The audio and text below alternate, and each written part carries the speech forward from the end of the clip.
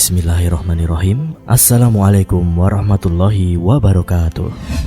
Sobat muslim, seperti telah kita ketahui bersama bahwa sholat adalah ibadah yang wajib dan agung bagi setiap muslim. Bahkan sholat adalah sebuah ibadah yang menjadi pembeda antara seorang muslim dan kafir, sebagaimana dalam hadis Nabi SAW yang artinya, perjanjian antara kami dan mereka, orang kafir, adalah sholat. Barang siapa meninggalkannya maka dia telah kafir. Hadis riwayat Ahmad dan yang lainnya. Dan terlebih lagi, posisi sholat asar dalam keseharian umat muslim sangatlah penting. Untuk itu mari kita lihat urgensi sholat asar dalam beberapa dalil atau hadis berikut.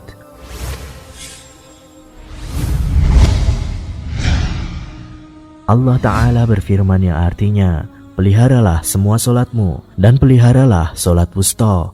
Berdirilah untuk Allah dalam sholatmu dengan khusyuk. Al-Quran Surat Al-Baqarah ayat 238. Dan menurut pendapat yang paling tepat, yang dimaksud dengan sholat wusta dalam ayat tadi adalah sholat asar. Hal ini berdasarkan dalam sebuah hadis Nabi SAW ketika terjadi perang Ahzab.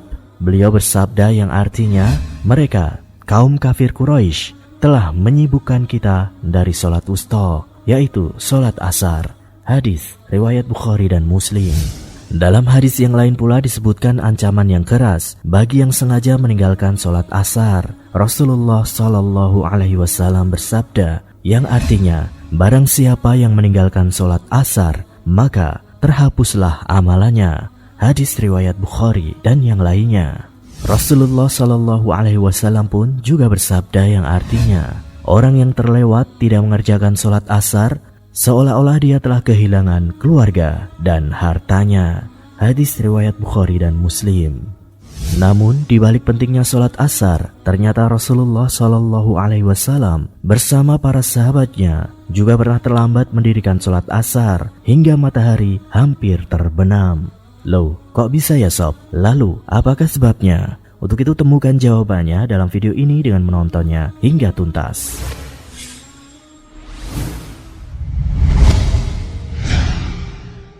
Kisah terlambatnya Rasulullah dan para sahabatnya dalam mendirikan sholat asar disebutkan di dalam kitab Ar-Rahiq Al-Maktum, Sirah Nabawiyah yang ditulis oleh Syekh Syafiur Rahman Al-Mubarakfuri.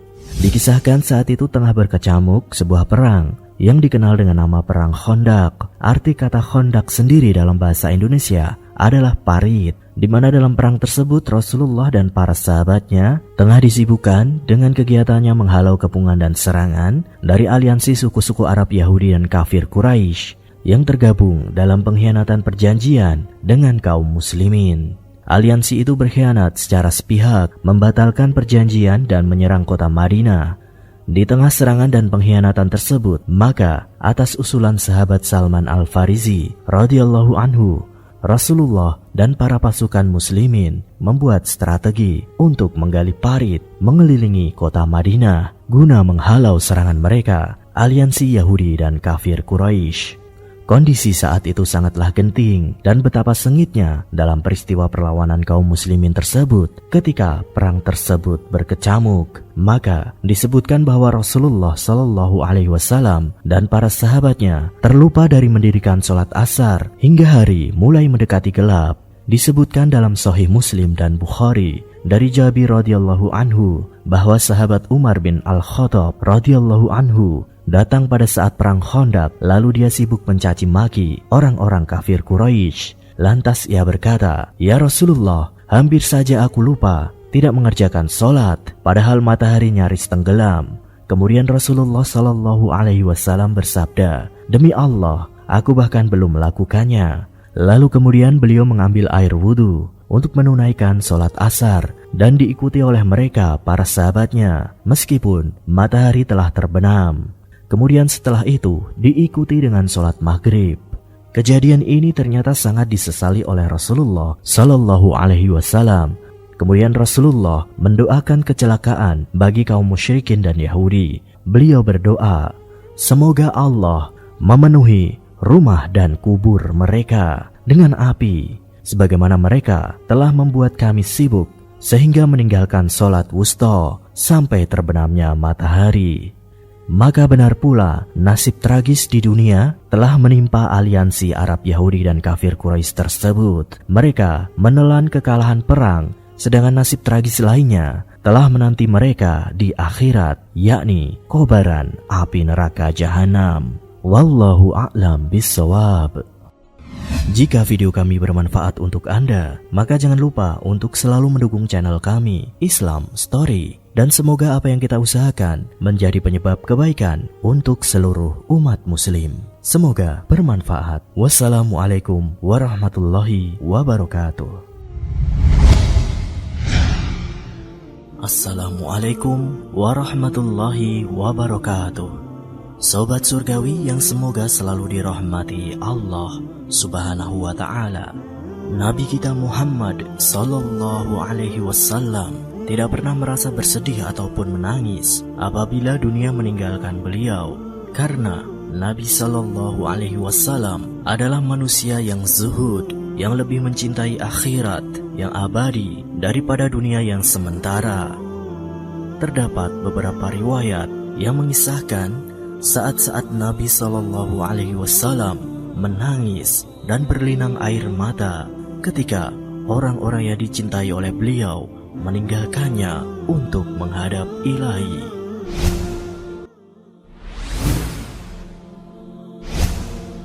Yang pertama, ketika putra Nabi yang bernama Ibrahim meninggal dunia. Sungguh berat ujian yang dihadapi oleh Nabi sallallahu alaihi wasallam. Seluruh anak beliau meninggal sebelum beliau meninggal, kecuali Fatimah radhiyallahu anha yang meninggal setelah meninggalnya Nabi. Nabi sallallahu alaihi wasallam dianugerahi 6 orang putra dan putri, yaitu Qasim, Zainab, Ruqayyah, Ummu Kulthum, kemudian Fatimah, kemudian Abdullah yang dilahirkan setelah kenabian. Kedua putra beliau yang bernama Qasim dan Abdullah meninggal dunia tatkala mereka masih kecil. Maka sungguh bisa dibayangkan kerinduan Nabi untuk memiliki anak laki-laki, karena yang tersisa hanyalah anak-anak perempuannya. Akhirnya Allah Subhanahu wa ta'ala menganugerahkan kepada beliau dari Maryah Al-Qibtiyah seorang putra yang bernama Ibrahim. Tatkala lahir Ibrahim, Nabi sallallahu alaihi wasallam dengan penuh gembira mengabarkannya kepada para sahabat. Beliau berkata, "Malam ini aku dianugerahi seorang putra. Aku menamakannya dengan nama bapakku, Ibrahim." Hadis riwayat Muslim nomor 3315. Akan tetapi kegembiraan dan kebahagiaan ini tidak berlangsung lama, karena tatkala Ibrahim berumur 16 atau 17 bulan, ia pun sakit keras sampai meninggal dunia. Sahabat Anas bin Malik radhiyallahu anhu berkata, Rasulullah masuk menemui Ibrahim yang dalam keadaan sakaratul maut, bergerak-gerak untuk keluar ruhnya. Maka kedua mata Nabi sallallahu alaihi wasallam pun mengalirkan air mata. Sahabat Abdurrahman bin Auf radhiyallahu anhu berkata, "Engkau juga menangis wahai Rasulullah?" Maka Nabi berkata, "Wahai Abdurrahman bin Auf, ini adalah rahmah." Kemudian Nabi kembali mengalirkan air mata dan berkata, "Sungguh mata menangis dan hati bersedih, akan tetapi tidak kita ucapkan kecuali yang diridhoi oleh Allah. Dan sungguh kami sangat bersedih berpisah denganmu, wahai Ibrahim." Hadis riwayat Al-Bukhari nomor 1303. Kedua, ketika Ummu Kulthum meninggal dunia. Dari sahabat Anas bin Malik radhiyallahu anhu berkata, "Kami menghadiri pemakaman putri Rasulullah sallallahu alaihi wasallam, dan Rasulullah duduk di atas tepi kuburan yang sudah digali. Aku melihat kedua mata beliau mengalirkan air mata, dan beliau berkata, 'Apakah ada di antara kalian yang malam ini belum berbuat atau berhubungan dengan istrinya?' Abu Thalhah berkata, 'Saya.' Nabi pun kemudian berkata, "Turunlah engkau di kuburan putriku." Abu Thalhah lalu turun dan menguburkan putri Nabi. Hadis riwayat Al-Bukhari nomor 1342. Putri Nabi yang dikuburkan dalam hadis ini adalah Ummu Kulthum radhiyallahu anha dan bukan Ruqayyah, karena Nabi SAW tidak menghadiri wafatnya Ruqayyah disebabkan perang Badar. Syarah Sahih Al-Bukhari karya Ibnu Battal. Ketiga, saat salah seorang cucunya menghadapi sakaratul maut. Dari sahabat Usamah bin Zaid radhiyallahu anhu berkata, salah seorang putri Nabi mengirimkan utusan kepada Nabi untuk mengabarkan bahwa putraku sedang sakaratul maut, maka hendaknya engkau datang. Nabi pun mengirimkan utusan kepada putrinya tersebut dan mengirim salam kepadanya dan berkata, sesungguhnya milik Allah apa yang Allah ambil, dan milik Allah juga apa yang telah Allah anugerahkan, dan segala sesuatu di sisinya ada waktu dan ketentuannya. Maka hendaknya putriku bersabar dan mengharapkan pahala dari Allah. Akan tetapi putri Nabi kembali mengirimkan utusannya mengabarkan kepada Nabi bahwasanya putrinya telah bersumpah agar Nabi datang. Maka Nabi pun datang bersama Sa'ad bin Ubadah, Mu'adz bin Jabal, Ubay bin Ka'ab, Zaid bin Thabit, dan beberapa sahabat lainnya radhiyallahu anhum. Lalu sang anak pun diangkat ke Nabi. Nabi pun meletakkannya di pangkuannya, sementara sang anak meronta-ronta. Melihat hal itu, maka kedua mata Nabi pun mengalirkan tangisan air mata. Sahabat Sa'ad berkata, "Wahai Rasulullah, kenapa engkau menangis?" Nabi berkata, "Ini adalah rahmah atau kasih sayang yang Allah jadikan di hati para hambanya." Hadis riwayat Al-Bukhari 1284 dan Muslim 923. Dalam hadis tersebut, para ulama masih berselisih pendapat tentang siapakah putri Nabi yang disebutkan dalam hadis ini. Para ulama juga berselisih siapakah cucu Nabi yang disebutkan dalam hadis tersebut.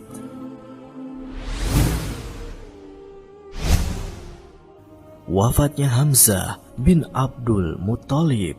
Hamzah radhiyallahu anhu adalah paman Nabi SAW dan juga sekaligus saudara sepersusuan beliau.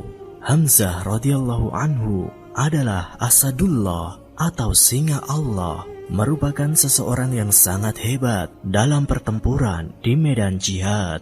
Paman Nabi tersebut terbunuh dalam medan perang, meninggal dunia dihujam oleh tombak Wahsy yang kala itu belum masuk Islam dan masih pada kubu kafir Quraisy. Sahabat Jabir radhiyallahu anhu berkata, tatkala sampai kepada Nabi SAW kabar tewasnya Hamzah, maka Nabi pun menangis. Dan tatkala Nabi melihat jasadnya, maka Nabi pun terisak-isak keras. Al-Haythami dalam Majma' Az-Zawaid. Dan dalam riwayat lain dijelaskan, tatkala Nabi melihat jasad Hamzah yang tercabik-cabik, maka beliau pun terisak keras. Hadis riwayat Al-Hakim dalam Al-Mustadrak 4900 dan Az-Zahabi berkata sahih. Wallahu a'lam bissawab. Jika video kami bermanfaat untuk Anda, maka jangan lupa untuk selalu mendukung channel kami, Islam Story. Dan semoga apa yang kita usahakan menjadi penyebab kebaikan untuk seluruh umat muslim. Semoga bermanfaat. Wassalamualaikum warahmatullahi wabarakatuh.